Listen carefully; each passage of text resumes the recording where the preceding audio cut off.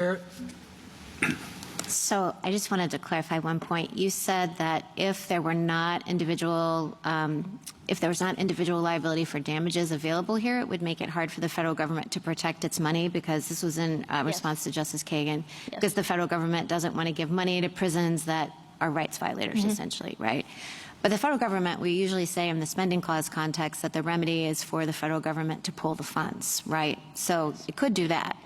That is an option, Justice Barrett, I will say. So, and I'd have to go back to check every single case, but I believe that the cases in which the court has said that, there's no express cause of action. And so, yes, I think the court has said in a case like Medina, for example, when you're analyzing this hard question about can this right be enforced via 1983, I think there's a default presumption that Congress wants to enforce it by pulling the funds. But here, Congress made a policy choice to enforce it through creating a cause of action. And this isn't unusual. We all know what Congress was trying to do. It was trying to restore pre-Smith rights and remedies, and that had long been available under the First Amendment through 1983. So I think Medina makes clear that it's a policy choice whether to create a cause of action. Congress has done that here, and we think that should be respected. So you think Congress couldn't pull the funds here? Oh, no, I think that might be an option available to the federal government. We also have a cause of action for the federal government to enforce RLUIPA through injunctive and declaratory relief. But I guess what I'm saying is that the fact that that's a usual remedy, the court has said that in cases without an express cause of action. And I think,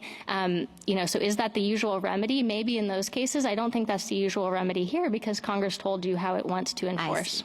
I see. Is there any daylight between you? The question the government always gets, do you stand with petitioner all the way, or is there any difference in your position? No, I don't think there's any daylight. There might be, like, if you drill down, like, there might be some small differences at the margins, but I don't think there's anything that would matter to the court's resolution of the case. And one other question. So there's been a lot of talk about whether there has to be clear notice in the contract to the employees, or whether the statute is enough, and the government and the petitioner say the statute is enough.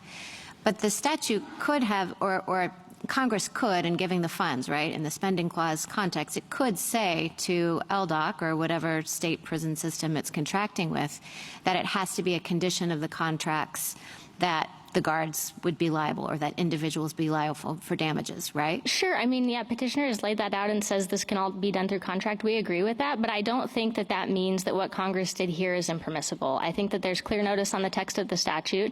I think how a state responds, how a Department of Corrections responds, I think they should inform their officers. There are briefs saying that officers are informed of the requirements that govern prisons. I do think that officers expect this. This isn't surprising. They're not some disinterested third party. These are people who work in prisons and know the conditions that apply to them.